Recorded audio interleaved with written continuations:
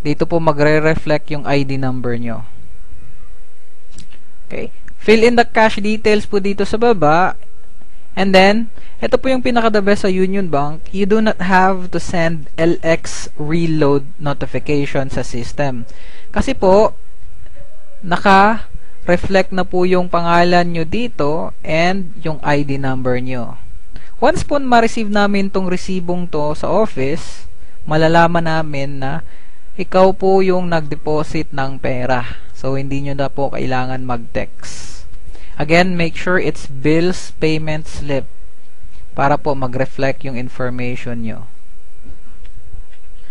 Okay, load wallet will be credited the same day. Ganito po yan. Sa bangko po, merong 3 hours processing period. Kapag umaga nyo po diniposit yung pera, probably afternoon, meron na po kayong load wallet.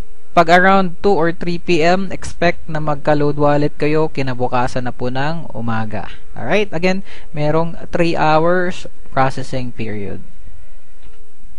Second option is sa BDO po. Ito po yung Banco de Oro. Alright? Make sure to get the cash deposit slip. Okay? Kanina, bills payment. Ito naman, cash deposit slip. Okay? Ganito po yung itsura ng cash deposit slip. Alright? Manonotice nyo po, wala pong pangalan nyo, yung cash deposit slip, hindi po nagre-reflect yung pangalan nyo, tsaka yung ID number nyo. Nakalagay lang po dyan is yung account number ng V-Mobile and pangalan ng V-Mobile. Alright?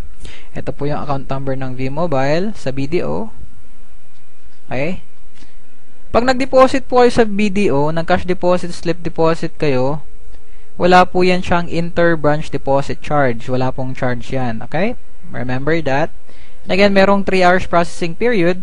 Pag umaga, usually hapon na. Pag hapon, expect the next day. And then, there's no business operation on weekends. Alright? Pagbigay nyo po sa teller nitong cash deposit slip na to, bibigyan po kayo ulit ng resibo after nya po pag-process. Okay? Ito na po yung matatanggap nyong resibo. Okay? Kailangan nyo po mag-send ng LX reload command. Kasi again po, hindi po dyan naka-reflect yung pangalan nyo and ID number nyo. Kaya kailangan nyo mag-text para malaman po namin na tong 500 na to galing po sa inyo. Okay? And ito pong gawin natin. Magte-text po kayo, LX space reload space Techno user or Technopreneur ID / PIK or password / amount deposited. Okay? Ito po yung amount deposited, 500 pesos. / bank. Siyempre, yung bank po is BDO. / bank code. Yung bank code po is eto. Yung 398. Pag hindi po kasi sigurado sa bank code ng pinagdeposituhan yung bangko, tanungin nyo lang po sa teller. / bank branch, pagpalagay natin SM Mall of Asia, pwede din po ilagay dyan, dito po sa Lanang po yan dito sa Davao. / account number, yung account number na pinagdeposituhan nyo po, ito po. Alright, saktong sakto po yan sa BDO account number ng V-Mobile. / date and / time. Alright? Ito po yung date and time. Make sure na tama po yung information. Date and time. Okay? Kasi po, marireceive namin tong resibong to sa office. Right? Pag na-receive namin yung text confirmation mo, malalaman po namin na galing yan sa'yo kasi nag-match. And again, dito sa text na to, nag-reflect yung ID number mo. Ito po yung ID number mo. So, malalaman namin galing yun sa'yo. And, iloload po namin agad yun pag natanggap namin yung resibo galing sa bangko in 3 hours time po. Alright? Common human error, don't forget, wala pong sobrang space dito in between. Baka po may sobrang space. Pag send nyo po, hindi po namin marireceive yung text message. Alright? Don't forget to send the command sa inyong gateway. Alright, same process po sa BPI and Metrobank. Make sure to get the cash deposit slip. Okay, again, 3 hours processing period. Pag umaga, usually hapon na. Pag hapon, expect na bukas ng umaga. Then, wala pong business operation on weekends. And lahat po ng process na to is available po sa inyong quick guide. Kailangan nyo lang po basahin at intindihin po natin kung ano mga nakasulat doon. Pag meron po kayong mga questions, wag po kayong mag-atubiling magtanong para po maklarify yung information or magpatulong po kayo. Okay, sunod po nating pag-aaralan is paano po mag-register. Alright? Kayo pong mga dealers, again, meron po tayong 20 pieces na Tecno user or retailer. Para po magamit ng mga retailer nyo dun, para po magamit ng mga kapitbahay nyong gustong mag-loading, kailangan po natin i-register. Okay? Ganito po yung gagawin natin. Magpa-process po tayo ng LX reg na command. Okay, ganito po yan, oh. LX space reg or reg space Tecno user ID. Okay, yung Tecno user ID or yung retailer ID space subscribers activation code or yung SAC. Nasa likod po yan ng Tecno user card nyo. Kailangan nyo po i-scratch para makita nyo po yung number. Alright, it's a 10-digit number. And then space birth date. Okay, make sure the birth date, ganito po yung format, month dash date dash year. Okay, ito po yung sample, 12-05-1984. Yan po yung birth date format. And then space telco code. Alright, ganito po yan. Kung ano po yung SIM na gamit nyo, yun po yung magiging telco code nyo. Kung SIM nyo is talk and text, lagay nyo TNT. Kung SIM nyo is touch mobile, that is TM. Kung Sun, that is Sun. Kung Globe, that is Globe. Kung Smart, that is Smart. And Red Mobile, that is Red. Okay, yun po yung mga accepted telco codes. And then space your full name. Okay, review lang po natin tong message na to. Again, LX space reg ID number space subscribers activation code, 10-digit number na nasa likod na kailangan i-scratch, space birth date, space telco code smart, space full name. And then make sure walang human error. Make sure na walang sobrang space. Alright? Pag okay yung command, send nyo po sa gateway nyo. Okay? Pag tama po ulit yung commands, agad-agad magre-reply yung system natin. Ito po yung i-reply ng ating LoadExtreme system. You have successfully registered your account. Your load balance is 0. Of course, kaka-register pa lang, 0 balance talaga yan. And bibigyan po kayo ng default password or your personal identification key. 6-digit password, okay? You have successfully registered your account. Load balance is 0. Your PIK is 123456. And pwede nyo po yung i-change anytime nyo po gustuhin. And then, sa likod po ng Tecno user card, meron pong step 2 doon to change your address. Hindi na po kailangan sundin yon. Optional lang po yung change address. Again, hindi na po kailangan mag-change address na command. Alright? And again po, all information is available in your quick guide. Basahin lang po natin yan and intindihin natin. Matutulungan po tayo ng quick guide na yan. Kaya ito po yung LoadExtreme system behavior. Meron tayong tinatawag na 3 error trapping rule or 3 wrong PIK entry. Pag nagkamali po kayo ng lagay ng password nyo or gamit ng password nyo 3 times, automatic po malalock yung account nyo. Kailangan nyo po tumawag or mag-request sa ating system online para po ma-unlock yung ating account. Alright? Okay, telco warning notification and 30 minutes stale request feature. Ganito po yan.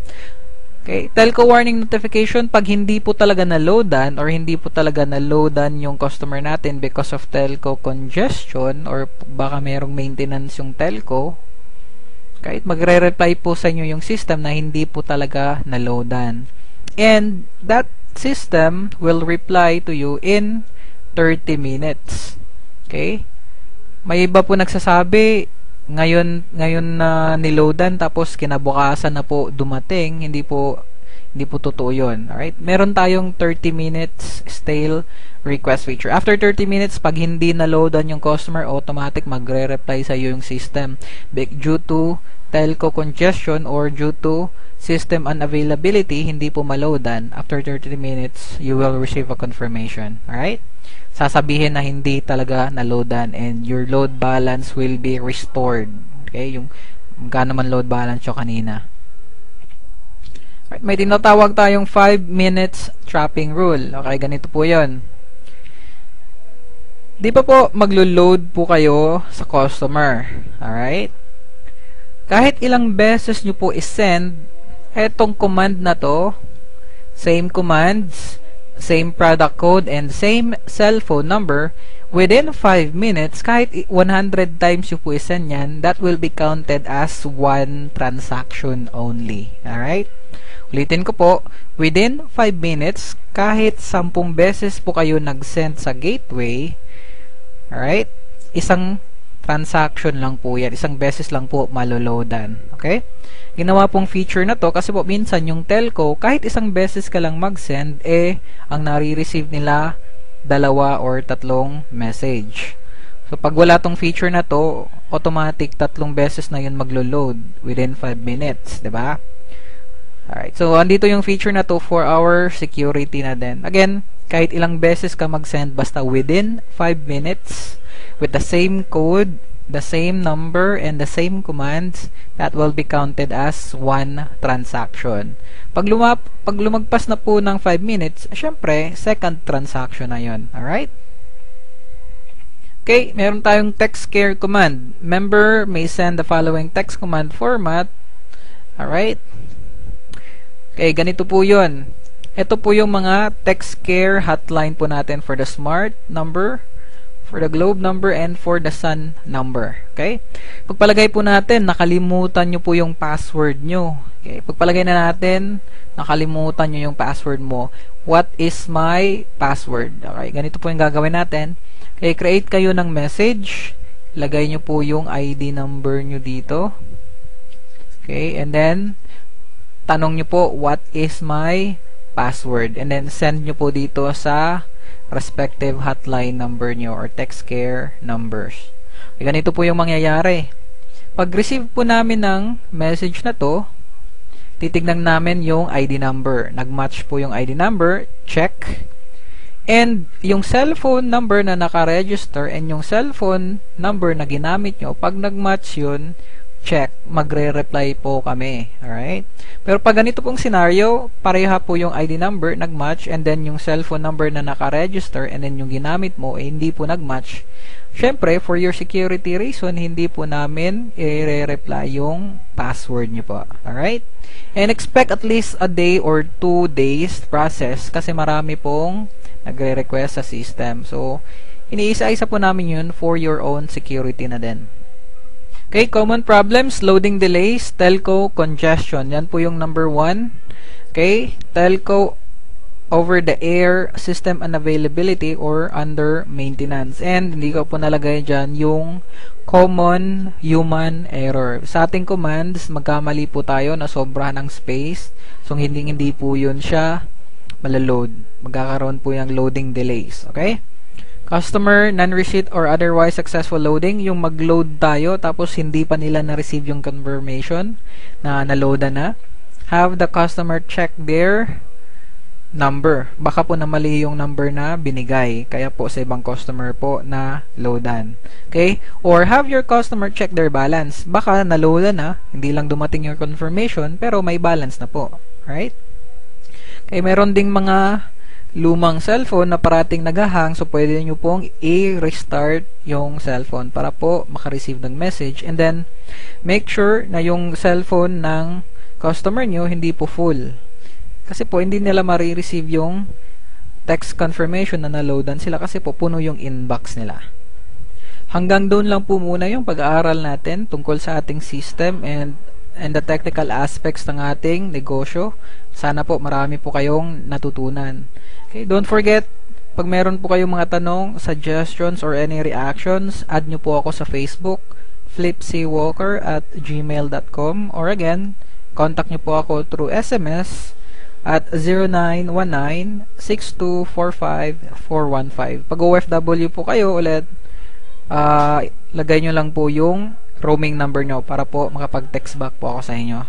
Maraming salamat po and God bless. Welcome to V-Mobile.